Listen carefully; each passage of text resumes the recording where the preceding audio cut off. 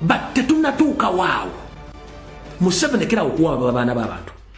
Mariamu Christopher mulekera okubamba abaana.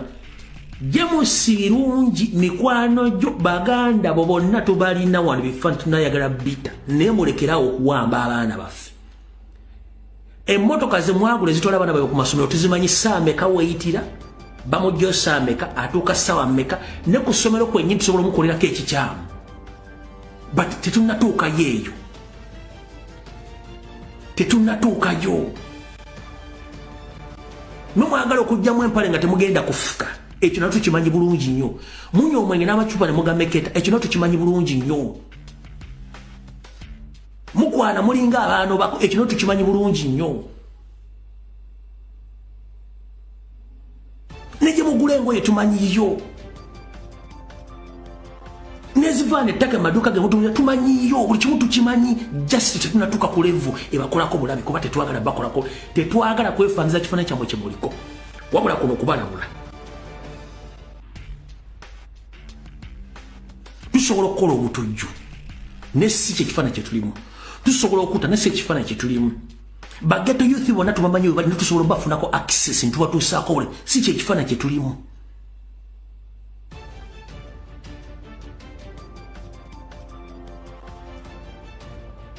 We can easily access information ebakwata mwenna ebamanyi nga tubamanyi bulungi nnyo, but that's not the way how we behave. Muntu forcinga buforcinzi. Eri abantu bamwali mesobulamu ne bafuluma nga mwali mukola nabo bali mu diaspora. Diaspora doesn't mean USA, Canada, UK or Europe. No. Diaspora means nali Sudan akumanyi, ali Congo akumanyi, ali Kenya akumanyi, nali mu Uganda yekukumya akumanyi. They have access to internet. They have access in WhatsApp groups. Basobola okuspreading information at any given time n'agigaba. Nafa abantu bamanyamu nga akumanyi ku ngalo nkuleka bulesi, tubaleka bulesi. Je mugula amadagala we can access records tubamanyi.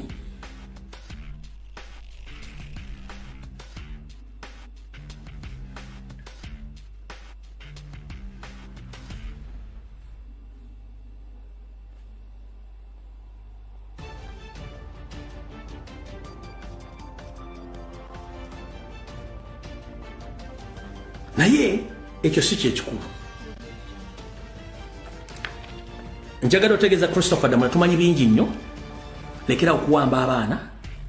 Tukyanoonya abaana bo nawe konyini omuntu twatandise okutambulirako tukumanyi tusobola okujja. Njala kukola mu point of correction. Bwe nali nkola video bayali yakulwa kubiri. Waliwo omwami gwe nabagamba nali ndowooza akola ku New Vision. Yali nedda modooyo. Takola ku New Vision. Wabula RDC we Nansana. Wabula abeera nnyo ku TV ya Bukedde ne ku NBS ng'akola propaganda ne blackmail ku national platform. So si mukozi wa New Vision. Yagadde nkolemu clarification katono. Oyo gundi we Nansana oyo RDC wa Museveni we Nansana. Wabula omwami y'omu ku ba high profile criminals organizing gangs. Musimba mufaanagana mulingange kondomu zangabo. Tubayinako access muna mufaanaga mulinga kondomu zangabo. Tubayinako access ne moto zizo zimunene zingaleka entomo za kasasiro. Tubalinako access buli kimu lwakuba tubaleka bulesi. Anjo balaba. Bano mukufaanaga na kondomu zangabo zibasinga buveera. Tubayinako access buli kimu lwakuba tubaleka bulesi. Mwenna oba mukwano gobalira tubalina ku ngalo. Tubaleka bulesi.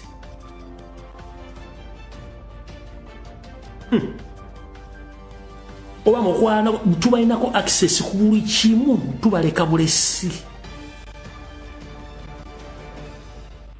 Ketubagete tunatuuka waawo ne bwe tunatutuuse waawo mujja tegeera. Bano ba ghetto youth bano. Kati ono Balamu mula bulungi nnyo ng'alina oyo omuvuka gwe bagambye wolofu. Kati tukyali mu group ya Damulira. Mwenna mwali mwebuuza ani yaliisa Kakono Empitambi. Ganga eyaliisa Kakono Empitambi ye ganga ya wolofu. Jukira omu ku muganda wono wolofu yavuga sezike gravity omutujju kati kyali kyangu nnyo gravity okukwata muganda wa Wolof n'amugamba mukwate nvuko mulise empitambi so group yono Wolof kubanga no Wolof balongo katone waswa bali katone waswa wabula woyawulya Wolof ayina tatu ku mukono gwo gwa kkono ayina tatu okumwawula ku muganda we ate Wolof mutono nnyo ku muganda we kati group yalisa kakono empitambi yamukwate mulisa B e si story sisi yali fake news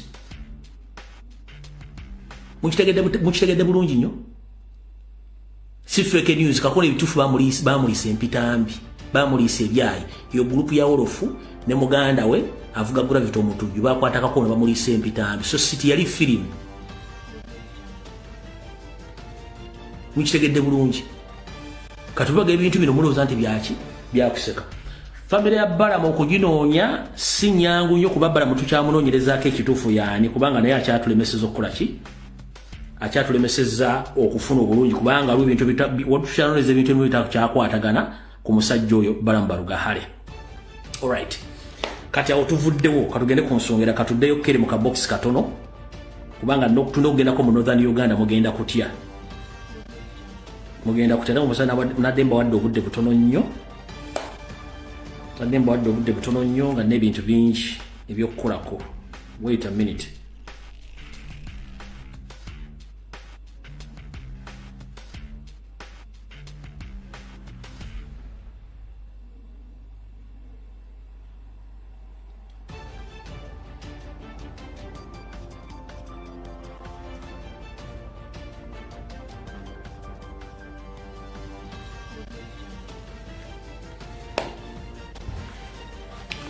Kati nsaba mungambire ku mutegeza president ne council nalukola mwogeza Dembe Bile Drago eno information egenda uwe then julio kente esimu zilize nabagambye ebbiri mulire fa mu Northern Uganda bino bibigenda okubeerawo mu Kawempe by election Kawempe North mulirize bulungi nnyo ngawe twabaza okulabisa electoral commission ne Samuel Wakama kati bino bibiri mu ndamu NRM ne mu bitongole byokwende bagenda okuteeka omuulize bulungi nnyo.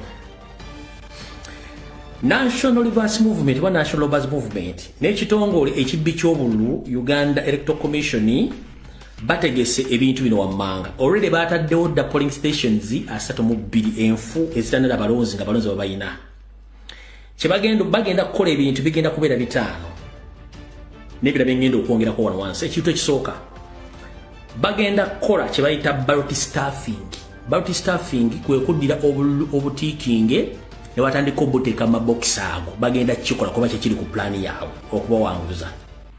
Ekyokubiri bagenda kukyusa kye tuyita declaration forms bagenda zikyusa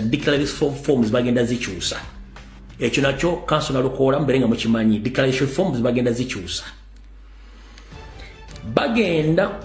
bagenda kera ku deployinga that nti bagenda kufuna intelligence kubanga jukira candidate yenna bwe yesimbawo ayina okumakinga sure nti ba polling agent bagenda okukuuma obululu electoral commission eba yabategeddeko kati bwe banawa bagenda okuba polling agent bonna electoral commission egenda kusulanga ewadde intelligence ya Museveni ne ganga mafias ba polling agents bonna gye bagenda okubanga gye babeera ne gye basula.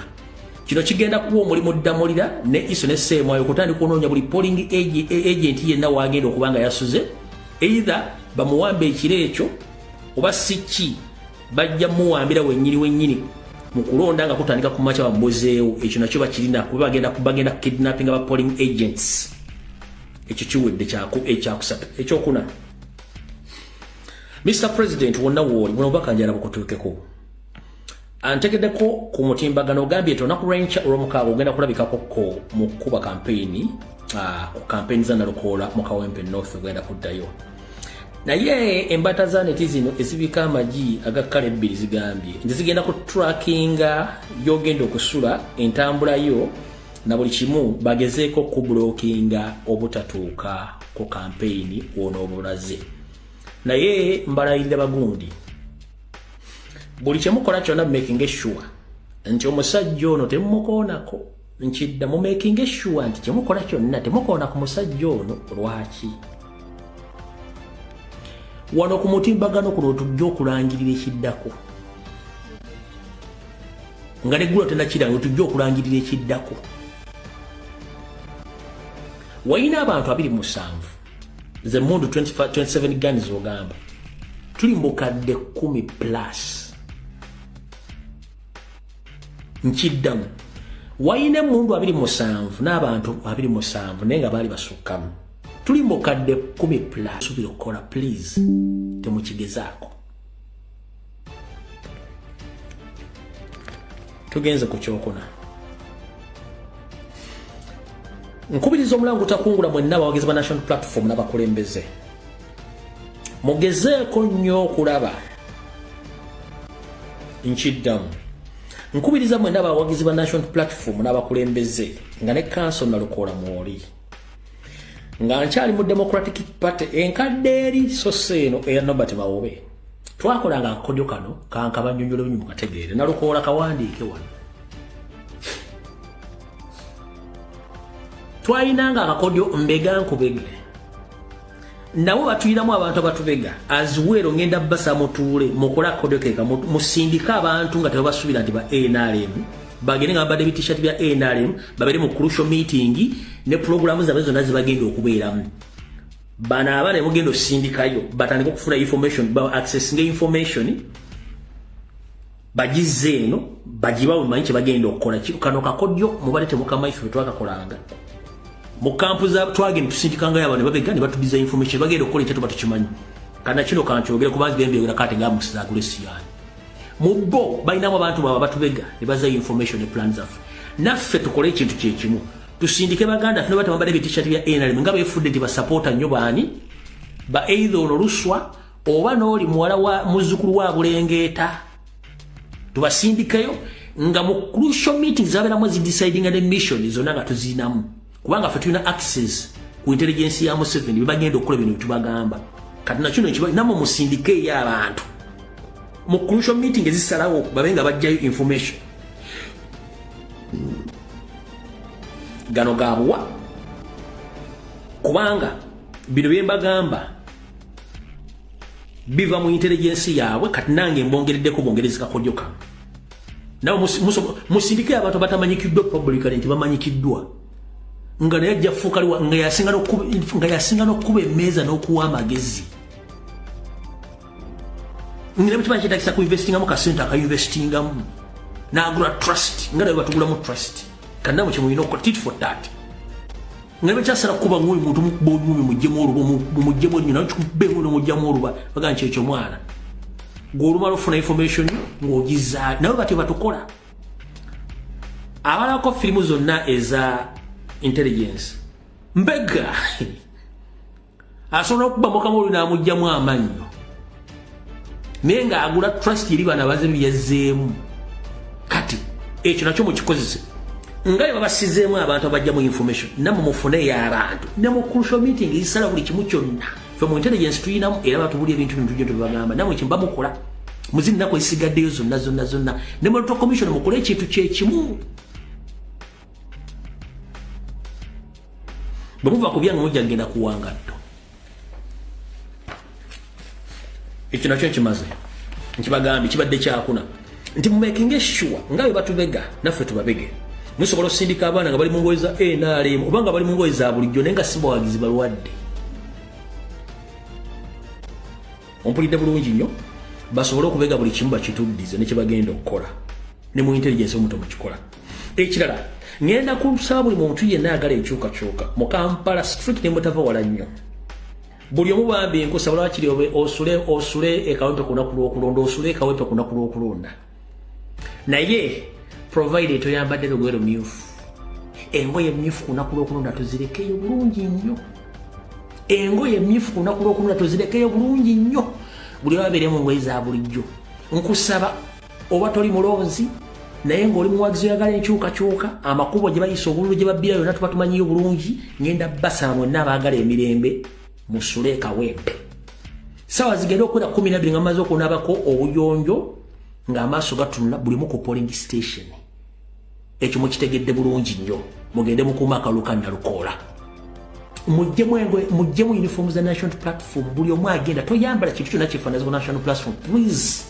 mubere nga muli ba mirembe nnyo temulwana temuyomba nno mukuuma kalulu ekyo mukiwudde bulungi nnyo ekyo nkimaze buli muntu yenna kana akakodi bagenda kakozesa one bagambye tugenda kumakinga sure nti okulonda bwe kutuuka nti buli alonda gwe tugambadde wammwe obuvunaanyizibwa bwa constitution bwedde omaze okulonda kumanyoko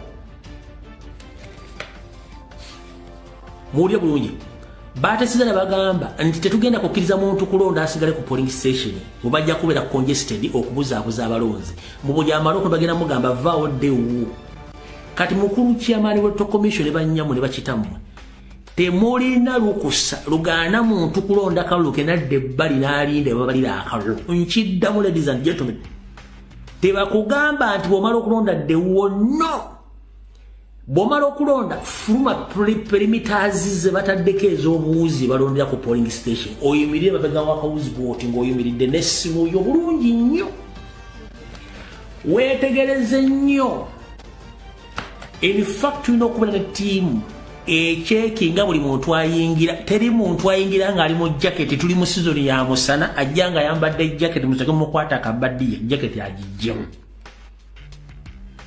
nkiddamu gowasimanyani nga naye wekengera bannupu tebagenda kubba akalulu buli muntu agenda okulosoka mukole bamucekinga awo bamukebere mu mpale bamukebere mbiteeteeyo bamukebere mbijaketi teri kuyingira mu polling station na kijaketi n'empale bajja bakebera Sara check mandate ya batuuze banda Uganda buli agent nawe ndalokolosoboteka wawo na era mutekebwa abamwe nga buli ayingira ku making sure agenda funa akalwaka kamu kanchiddemu mukulu nalukoola nkusaba ofuna team mukikiriziganyeko mwe n'aba candidate nti checking all of voters at the polling station must be mandate. Why?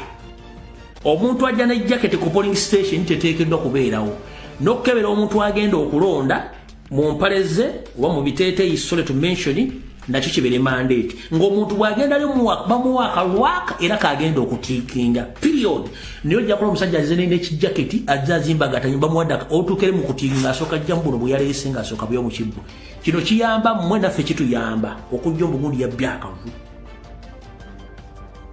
twagala twekuba ennaku z'akalulu ku kalulu so si bya kiyaaye ekyo mukitegedde bulungi nnyo kati bwe temukkiriza muntu yena wa kijaketi n'omuntu ayambadde bitate ne babagidde mu magetisi kyo kiyita gambutusi tageza n'asala ku polling station agidde mu gambutusi no tagira mu gambutusi kati gwe kyamaloto commission namwe byebekwerinda mwagamba bwe simanyi buli amala okulonda addewe omuntu bw'amala okulonda kimukakata okukuuma akalulu ke ng'ali wabweru wakaguwa we balondera ekyo kyo kiri constitution tosobola mugobawo temugeze ne mugoba abantu ku lunaku lw'okulonda omuntu takkirizibwa munda mu polling station ng'amaze wabula emabega wa polling station wabweru wakaguwa akkiririzibwawo. Are we together? Yes. Saawa eziwera saawa 10 n'embwe papa okubala kuba kutandise si bwe kiri nti awo muteekawo ko enjawulo entono nnyo wakati w'ababazi n'abazze okulaba results.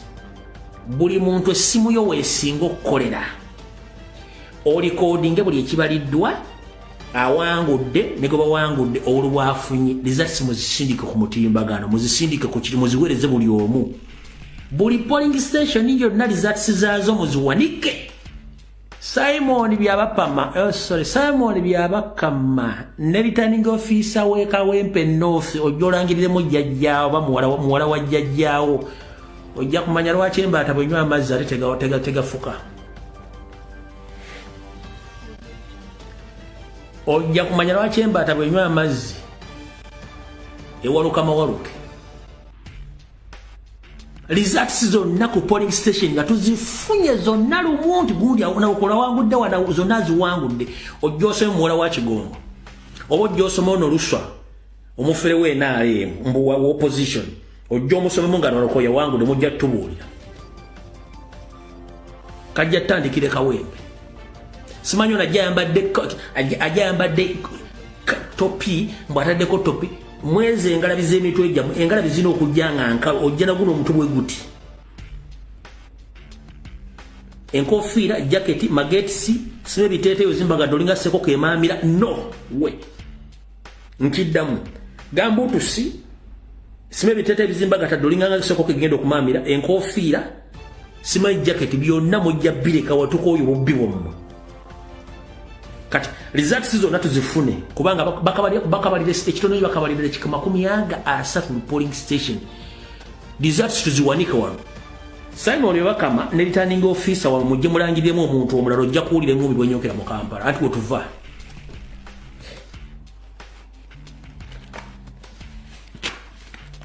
so buli muntu yenna agenda n'essimu yo ng'olina data banka egenda okukyajinga essimu yo n'okutransferinga information neba najjako internet okitegedde bulungi nnyo kati awatuvuddewo namutegedde bulungi mu recordinga buli incidence yonna abeekola effujjo simanyi bajja ati simanyi bakifeesi simanyi baali bonna mu barecordinge tubeetaaga kyenjagala okusooka okugamba kansona Lukola wegendereze nnyo essira liteeke ku polling station empya ze baakuliyeetinze buli muntu yenna ajja ku polling station ye mubuuze omaze ebbanga kinga olondera wano era osula ludda bw'ata explaininga waasula ku kyalo ekyo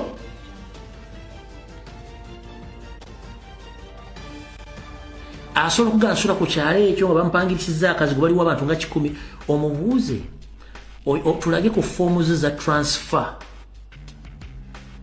ezakujja gy'obadde olina gy'obadde olina ne bakuleeta ne kawempe period buli kanso Nalukola mwafunye dda ennamba z'abantu bawandise ne polling stations empya yes polling stations empya ze baataddewo solution eri bweti omuntu yenna agenda ojjiruna mubuuze gwani ti nze gundi osula ku kyalo ki bw'aba tasobola kyogera okumukwata ejjeeke mumubuuze bw'oba tasobola kwogera kyalo mubuuze omaze ebbanga kinga olondekawo batasobola kubula maze nga alondekawo petalondanga mukwate ejjeeke bw'abanga yeekazakaza ng'afukana nga mugambe osobola otuwa ku transfer records zewa transferiza okuva gy'ovudde bolondekawo batasobola ne mukwate ejjeeke sebe bakamasibo tutegeera bulungi ebyokulonda tubimanyi bulungi nnyo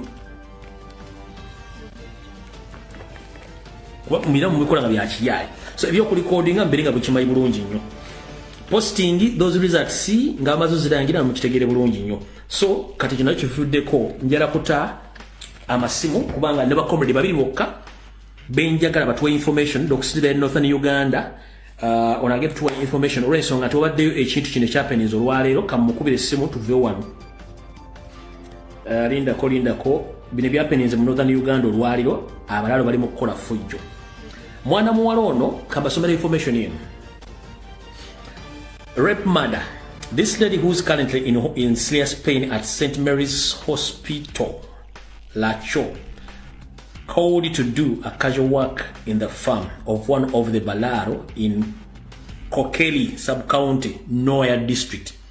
After finishing her work, instead of paying her, the farm manager and the gang beat her up and raped her, leaving her unconscious. She was a 5-month pregnant. Unfortunately, she lost her baby as a result of gang rape and beatings. The farm manager tried to cover up the bribing some Ugandan police officers with a 1.5 Ugandan million shillings. Bagayo what? Nti okutta ndozo lubuto lwavuddemu. Ye okutta omwana mu lubuto lw'omukazi lwavuddemu ko bayita okutta. Oluvannyuma lw'omuwala ali mu Bulumi ku ddwaliro lya St. Mary's Hospital Racho eyayitiddwa okukola emirimu egyalejjalejja muzimu ku faamu z'Abanyarwanda mu Racho Lee sub-county Noya district. Bwe yamaze okukola emirimu gyalejjalejja mu faamu eyo mu kifo ky'abatamanyanga bano abaaka bano okumusasula, akulira faamu eno ne banne beekuŋŋaanyizza ne bakuba omuwala ono ne bamutuusaako n'ogugulisa maanyi ekyamulese nga bambi tali mu mbeera ate nga yabadde nakabutuzi oba yadde aweesa olubuto lwa myezi 5 era olubuto luno ne luvaamu kino ekyavuddeko ebintu bino byonna kyavudde ku faamu eyo era abakulu bamaze okukola omulimu guno bagezezaako nnyo okwagala okusasula ensimbi ez'enguzi abazowa poliisi eziri mu kakadde kamu okuziba omusango guno. Eno ye video yeeno temukaaba musiriko mukaaba nnyo bannayuganda.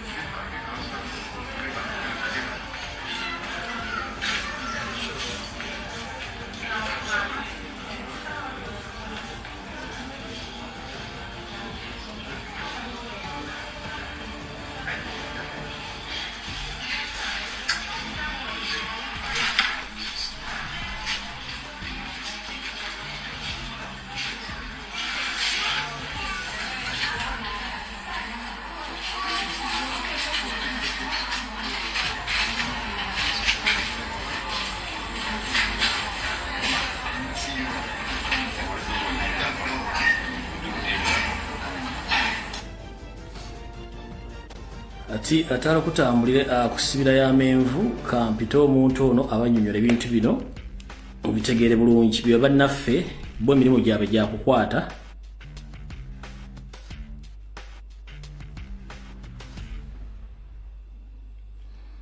agenda kozesa eddakiika zeezo atunyonyola ensonga zino zonna nga bwe ziri n'ebirala ebisigadde bimwetaaga okumanya mugenda bitegeera kandowooze nti kwali. Yes, comrade, Strike Machine. Yes, how are you? I'm okay, brother. How are you? I'm good. What's up? Right now, I'm at my live show as usual. Today is Friday. Oh, yeah, I've just informed the public about the incident which happened about the girl who was raped by this Balalo in the northern part of the country. People are here wondering whether it's true or false, but I've given them the proper information which happened in that area. So it's high time to inform the public what happened, and you add the information which is taking place right now in the northern part of the country, because we decided to give platform to the northerners and those far east people from Karamoja, because they don't have anyone to speak about their problems, including their leaders who were elected by them. That's why they are forced from their homes to be forced to go in Imbare, Guru, as well as Kampala as refugees in their own country. So at this time, at this particular moment, I would like to inform you that we are going to give chance to those people from northern to express themselves about the incidents which happened there in the northern part of the country, which are not aired on television or TV stations in Uganda. So it's high time you inform the public about what is happening. So the microphone is yours, sir. Oh, thank you. I will talk about, I think I'll talk about three very crucial issues. Yeah. It is very, very important. The first one, which you talked about, is the issue of that rape case that happened yesterday, or one in Moya, in Cochin. There's a place called before I even go into the three issues, you know, in northern Uganda, there are some things that are happening which are very weird. Do you know this guy called General Otemawai? Yes. The brother is the commander of the reserve force. Museveni appointed him like the commander of the reserve force. He's a brother to the Secretary General of NRM, Todwong Richard. Yes. Todwong, Secretary General of NRM. Oman. Yeah. That guy these days he started last year around November, around September, November there. He started pouring money. Mana, Uyugaya Jane with the sacks of money. Yesterday he went to a place in part of Gulu City. He gave 90 million.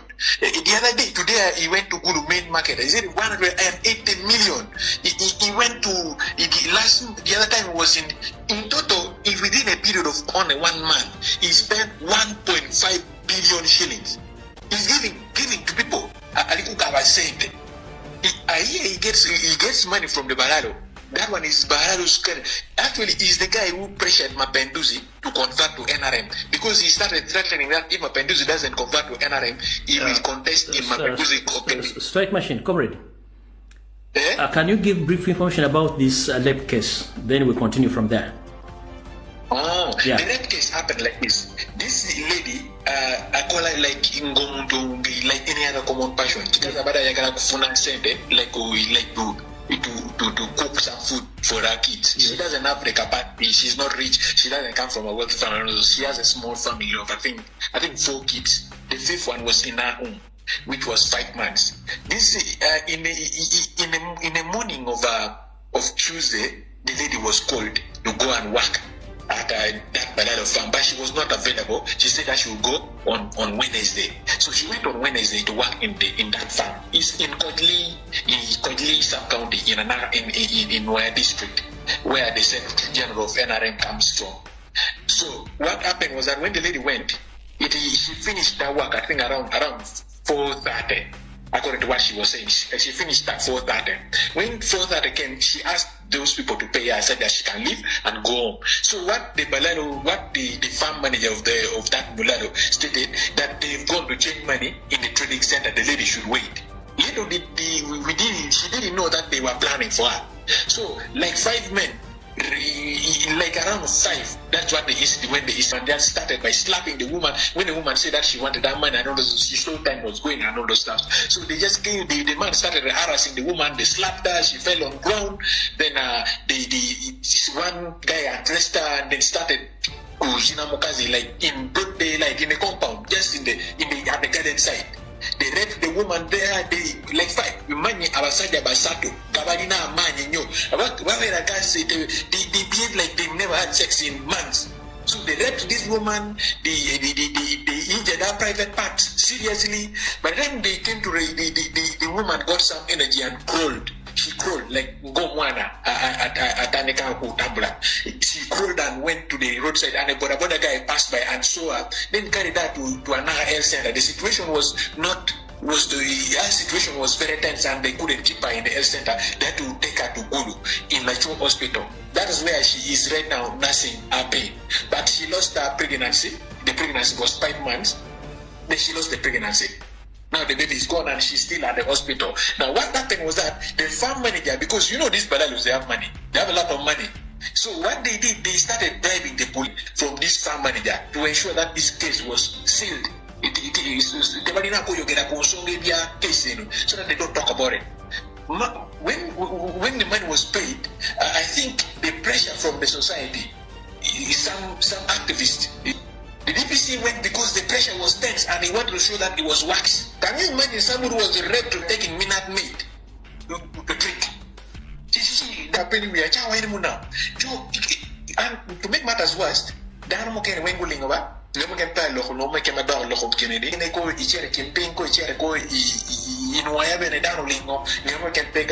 Nobody's all other leaders are quiet. Now sometimes am I the only one who sees this thing that is bad? Or are we a few people, bloggers who make noise and also are we the only people who see that this is bad? Because they were he has lost a child and you are not talking about it. We contacted somebody, actually Justice Forum. So there is some group of lawyers who are doing it now for free to help this lady get justice, such that this Balalo are put into books by courts of law. But we still do not know where this case will reach because they bribe the police. You know, this police of northern Uganda, I don't know what is wrong with them. They are always taking bribes. They are pro Balalo, in fact. So that is one very important. Issue that I wanted to take care of. Can you convert that statement in your own local language, which is commonly spoken in the northern Uganda? Because I think there is a common language which is jointly known by all northerners. Can you please convert that message? Then we continue.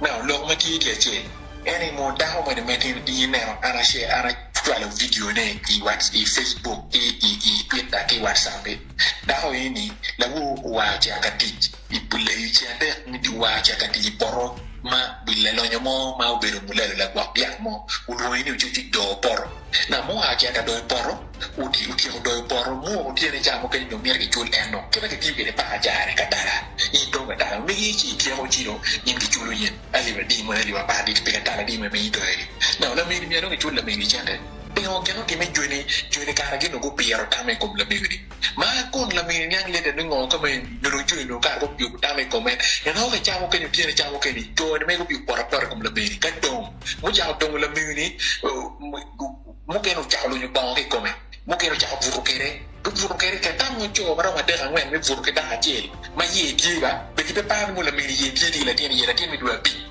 ma dong joine ku buru ke la miri ma rai da ma go la miri ma te ala ka miri ma dong tali mi comuni do when you know joine la miri no mu no chiaro ci do ki timu la miri twala ya na ma dong no mo ko ya na kwe do pe la do ki timu la miri ki la miri twala ya la chu o ya la chu ba o ya la chu no la tien mi ye do pe do ki ya ye kwa la tien ma ti ye la tien mi dua bi ma no ki e no ba no ba because ka do dua bi no do i check me yot ko i no check me ba ru ji ba e no ba do they don't know filters so la me to ki ngoro ye ki pa la tien mo do man pio ya tega biano changa chana winya bi la gu ma ja gu be ga mu chene ki bot en mulela ma gu for ke la mi tak tak abi gu be ga mu chene million a cheke mi big ma ke kiu ke mi ling abili ma do pressure ka be ma tak ma da ki don ka bot la mi ni ene do DPC yina no tire video ro ke chiaro ni mo ke tega chara nyori la mi ni mo ni ji bi no ni bi klubo jo mo ti me di kom la mi ni bi konyo la mi ni no yo mi ma ko jo ma ko ti mo pale kom la mi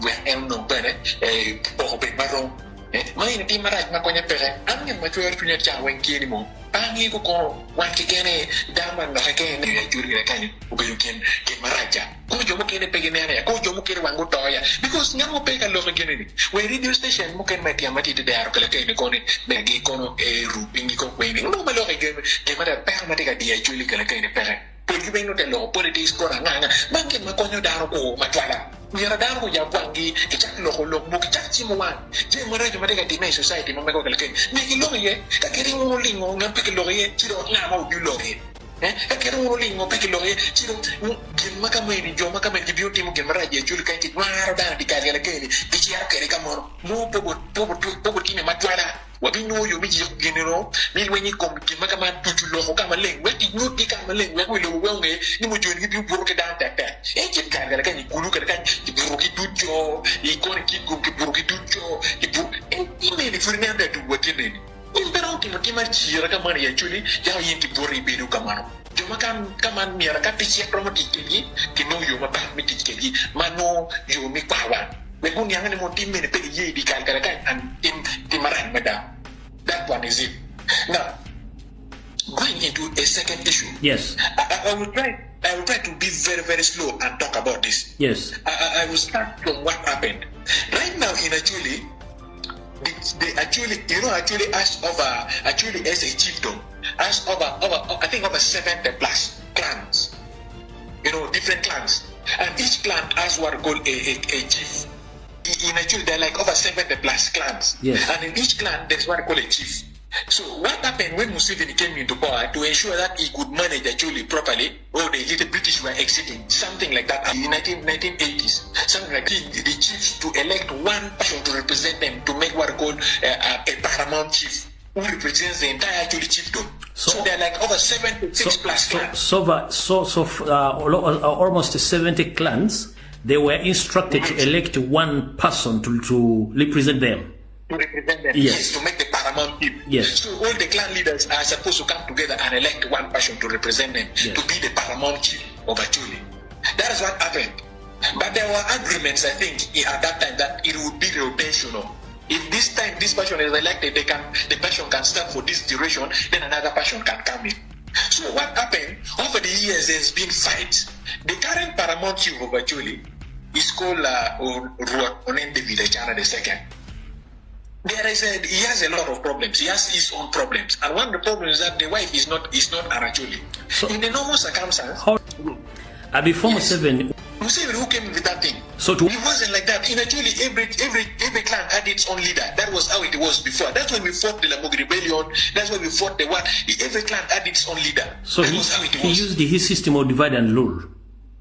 Yes, so he brought all those chiefs together and forced them to elect one person to represent them. All right, continue. Now we've been having what we call a paramount chief to represent the rest of the chiefs. Yeah. Paramount chief. His wife is not Aracholi. From normal circumstance, for you to be a paramount chief and to be with that anointment, your wife must be Aracholi of that clan. It's a Chotera, something like that. What? It's not Aracholi. Chotera, those people. Hey. From that Rwanda side. Yeah, the wife is a Chotera. Woman. He has a Rwanda woman called, is it a Chotera? It's a mixed blood woman. Yeah. In fact, we call them half castes. Yes. That is what he has says right up to now. Now I'm coming to this scenario. So over the years, there has been a lot of fights, noise among the other paramount chiefs. Among the other leadership and all those stuff. So last year, the situation became so tense. To an extent that the chiefdom right now of Acholi is divided into two. There is one guy called Apire Santos. Apire Santos, the daughter of Apire Santos is married to the son of Vargana. The clan leaders. Then something for the 3 clan leaders. The Apire also calls himself the paramount chief. The wife of Achana is not Aracholi. Everybody knows the wife is not Aracholi. Now, the problem with Apire, the daughter of Apire is married to the son of Ragana Rugunda. So this man has a constant flow of money. You know, when you are married to a Munyarwana, you know, other fellow chiefs to go in this path. So Acholi is divided into two. There are two paramount chiefs right now as I speak. You get what I'm meaning? I get you right. Now, yesterday, a few days ago, I saw Salim Saleh donated a drone, a brand new drone to the paramount chief of Acholi. That is Achana. The drone is the number plate is a UA533AK. Brand new drone that is to ease the work of the paramount. They call it Rojo Payo. They came with a slogan called Rojo Payo. Those people again have their own gang. They have been moving across Acholi. They call it Guareme Pomdo. There has been a lot of confusion in Acholi sub-region. So those people have been moving, and this guy is a bit dashing money around. So now Acholi is divided into along 3 routes. When you look claims with this gang that they are trying to reform Acholi and to bring sanity in Acholi, to bring prosperity in Acholi, yet there are very many Acholis boys who were arrested in 2016 by Museveni. Very many, by the way, youth, including somebody in primary. They were arrested. One died in Luzira last year.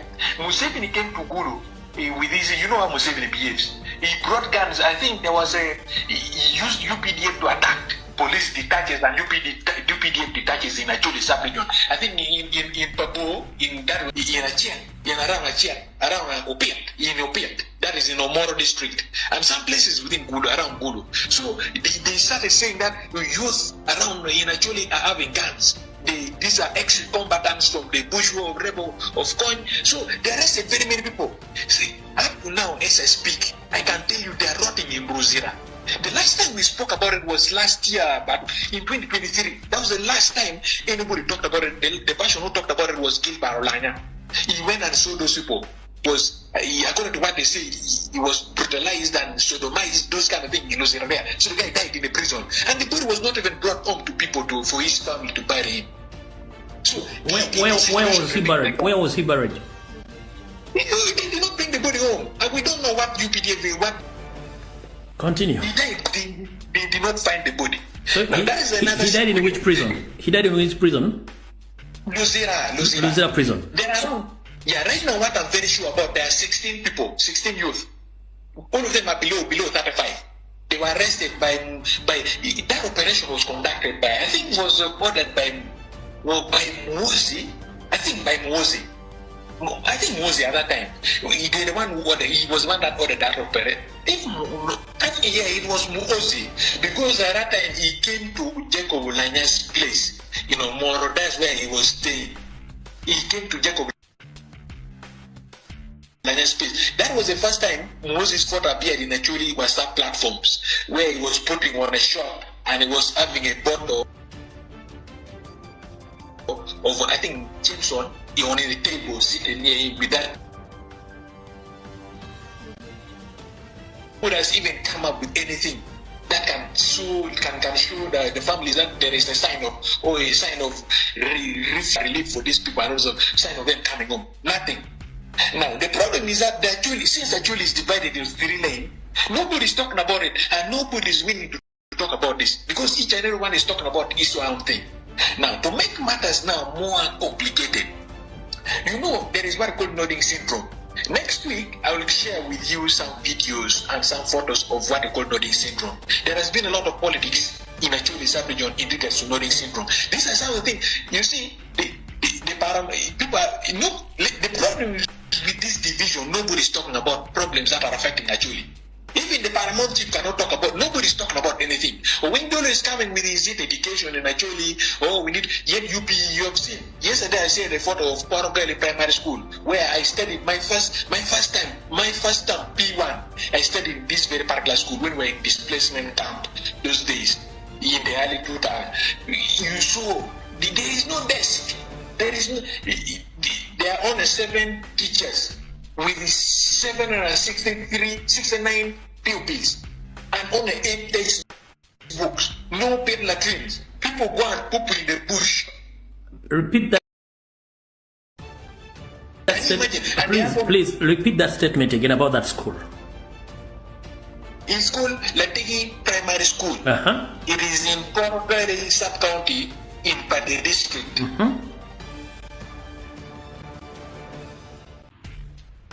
That school, I said in my first term, P1 in that school. Yes. Including the 8 teachers. Seven teachers.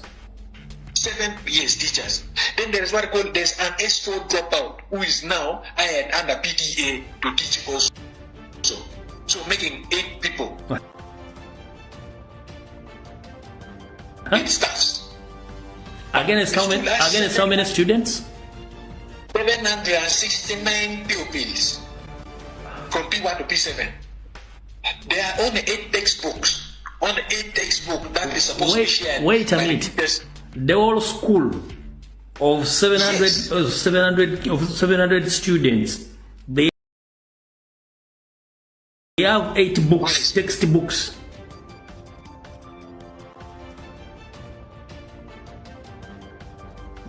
Yes. Only 8 textbooks which are shared between the teachers and the pupils to ensure that the thing. And there are no desks. There are only, I think there were only 7 desks, which was only in P today. And there's no pit latrine. Oyagara kupama, oziruka momo like mumudo in the bush, in the forest, and then you in the bush, in the nearby, then you opama.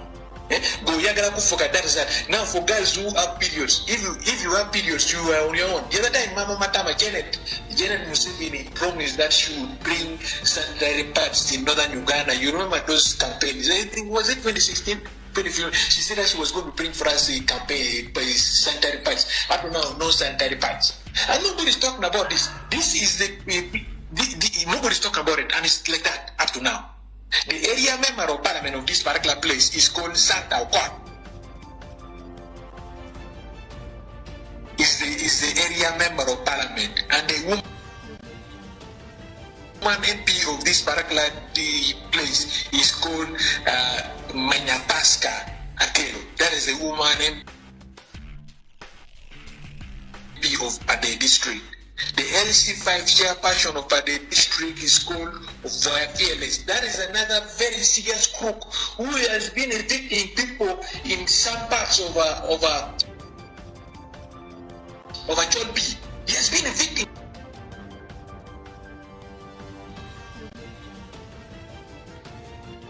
He's a former UPDF, he's a canon. My face all over today had been a sad face, but the name which you called Janet is it's the name which led me to laugh. Repeat that name again. Which one? Mama Tama.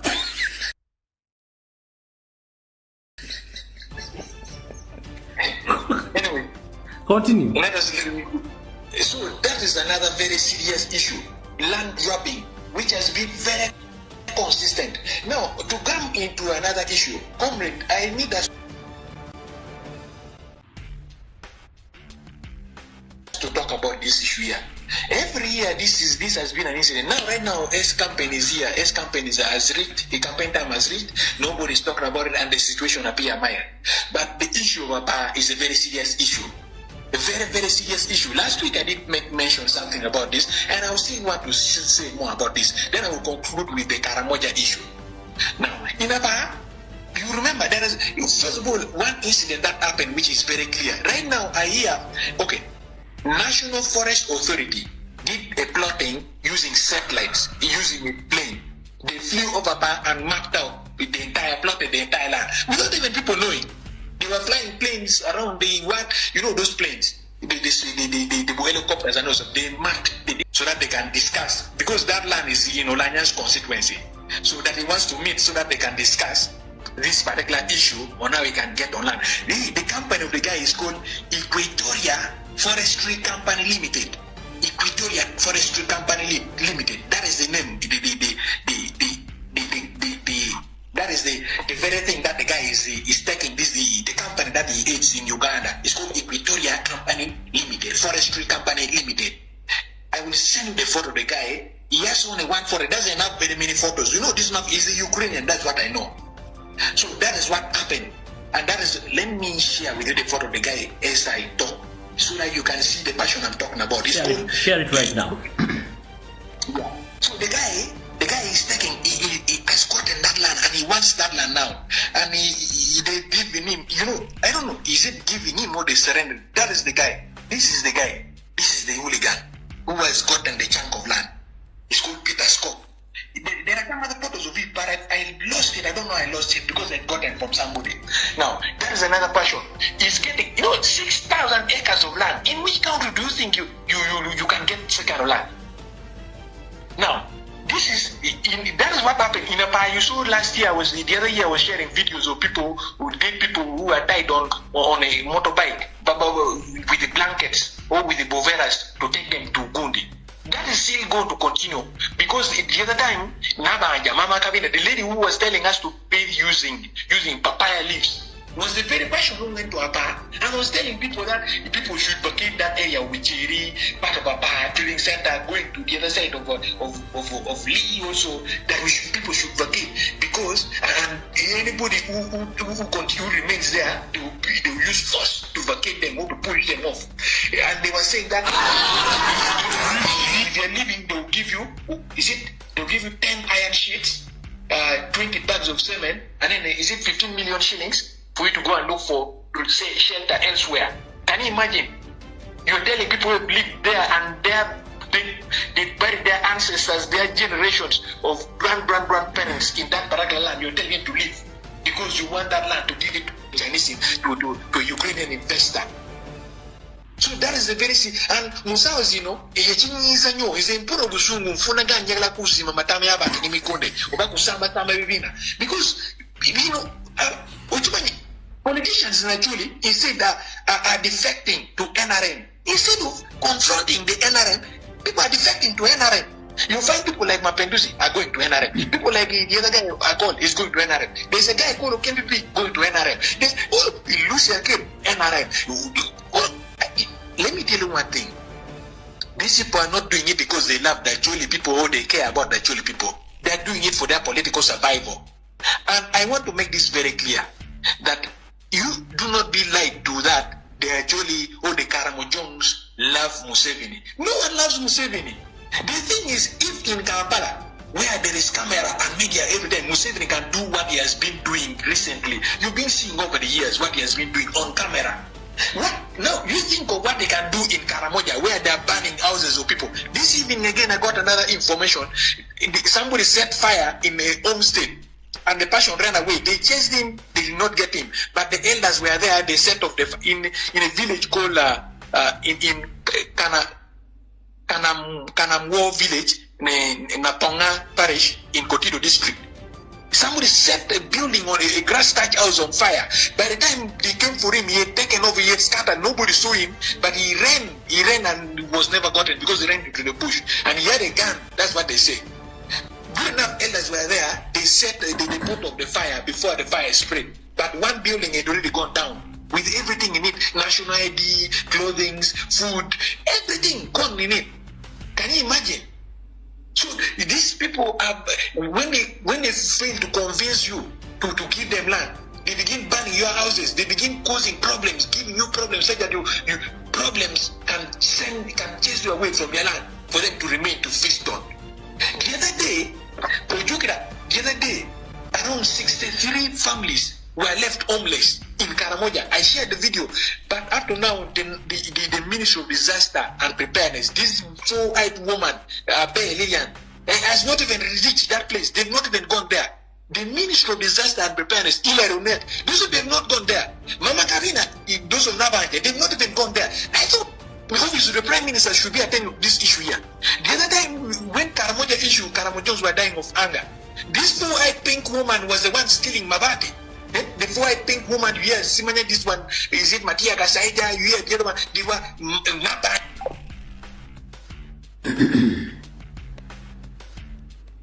We've lost him, Kazidem Balomo Funawano. Tongere Dachika.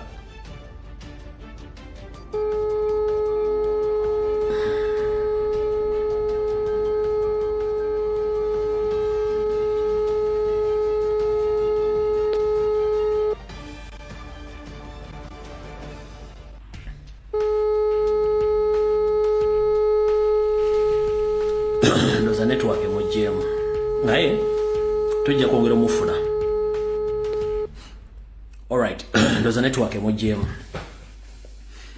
There's a more information bwe kwata mu bitundu byokuva mu east negenda mu north yona bwe fana. Kati bano Salim Sala kusigira ekifaananyi nti amamboka gali bulungi nnyo n'atwala ziri embuzi zikole marketing nenga kye bakola mu district ezo zonna. System ya divide and rule kuleta abanyarwanda kuwasa abantu beyo kubacyankala kuba begaye system agenda mu maaso. Bisigadde moja bitegeera. Kano kanfundikire nako. Njera mukansere mukate ku social media platforms zonna. Ngenda kusaba Baganda baffe bonna abali mu South Sudan. Munna bana Uganda abali mu South Sudan badde mbasa musooke moddekeeka. Okusinziira ku mpiiga eziri wakati wa Vice President Riek Machar ne munne Salva Kiir mu byobufuzi bye bafuga Sudan. Ngenda basaba munna Uganda yenna bwoba ina access efuluma South Sudan yifulume. Ekigendo okugwa Sudan ekigendo ogwayo mwezo kikwasako emikono ebiri. Munna Uganda yenna ye South Sudan nkusaba ofulume South Sudan okowala ekiyinza okuddirira. Obukubagano wakati wa President Salva Kiir n'amumyuka Riek Machar buyinza okuvaamu olutalo oluyinza okutwala obulamu bwa Uganda mwenna n'abantu abaliyo abatali bannansi. Ngenda kusa muganda nga si wansimbi wadde waka wabi ewake wasinga. Ekyosibe kiba kinabaza okuteerera munaddayo olw'ensonga ne bannayuganda bennyini gavumenti bafaako ebyamaguzi bye biwambibwa nga batutte emmotoka z'abaana bagula scrap emmotoka almost 35 gavumenti yafuddeyo kasita teyafuddeyo Minister of Foreign Affairs teyafuddeyo embassy ya Uganda South Sudan teyafuddeyo oli mutafaayo kati otalo lusituse teri yafu Uganda bannayuganda bagenda bajje South Sudan bakoma Uganda wabula buli omu agenda kufa lwe naye nga ate buli muntu ekitono nyina waba asindise mutwale Kampala gavumenti ekujjako omusolo. kati ngenda kusa muganda wange yenna nguli muna Uganda li South Sudan soko veyo ngobudde bukyali. I'm here to inform all my fellow Ugandans who currently reside in South Sudan, please, if you have any way of leaving that country with immediate effect, please leave that country, because there is ongoing scuffle between the current president Salva Kiir and his vice president Riek Machar, which might claim your lives between, politicians. When they fight, the civilians, they end up losing their lives. So I'm encouraging all Ugandans who are residing in South Sudan, please, to leave that country before anything happens, because for us, we know Africa and their leaders, they are good at fighting than protecting their people or protecting their countries for their own personal interest. So I'm calling upon all Ugandans who are residing in South Sudan, please, if you have any way of let you out of that country, please leave that country before you lose your life in the scuffle between the president and his vice president. Those people are not good to deal with. Their hostiles. They are not like we, the Ugandans. So that is my message. Let any Ugandan who stays in South Sudan to leave that country before, until they settle their differences between the vice president and the president. Chemba saba. Otherwise, abakulembeze b'Afrika tebafaako. Mwe mufa bayita biyenje nenga mwina family za mwina abana bamwe mwina ba relatives ate mwagenda kuna chigolo bagale diba. Nenga bo mu Uganda batambulanga biyenje, batambula 24/7 bakola buli kibaagala. So njagade mbawoliza obaka bona nagatoliza Luganda ngambye oluzungu. Oyera kugamba Luswahili mu budde buweddeyo. Kale video wende tujja kusinkana ku Sunday saa 2 ja kubeza akawungezi. Information wetu bade mukama makomera baddeko temujjango okwo. Musabire nyo bagala ko bali mamboka na bali mu Sudani ebinagwayo bibasange nga bavudde video wedde mukama bakomere. Okujjako nsaba kola ka disclaimer kano. Strike machine abadde atulya sad stories mu Northern Uganda. Kati aina amanya abiri ga mentioninze gayise Janet Mama Matama ne ganzijjako ne nakujimbadeko neseka n'erya Mama Kabina erya Nabbanja gegandettere okukyusa face yange badde nakuwavu neseka siba kuba nti badde njagala no kubanga ojasanga nga omuntu asazemo ka video ganji omusajja badde banyumya sad story atenga aseka mumanyi bantu ba NRM. So nzenga mind ebintu byange bemera ngo bishali. So amanya galige bayise Janet Mama Matama neri bayise Mama Kabina Nabbanja geganzije mu modu eri ne ganza mu kuseka. So it wasn't my intention to laugh, because the names which they link named for Janet Kataha Museveni Mama Matama and Nabbanja Kabina Mama Kabina Nabbanja yesobola kimfunyemu okusekoko. So it wasn't my intention, because it was a sad story. So aba ina basobola chiko isokusala video ne bakateka bagala bakatambuza so njagado bategeze kigambo ekyo benga mukimanyi bino benjoge tebajja bita wala bajja mu ka video kali nganseka ngate banyumya sad story. So njagado bagamba munsasiremu kubanga nange ndi muntu nayenga kibinye kigera maso mabuka ga Uganda kale mukaba 10 mpeera video wedde mweraba.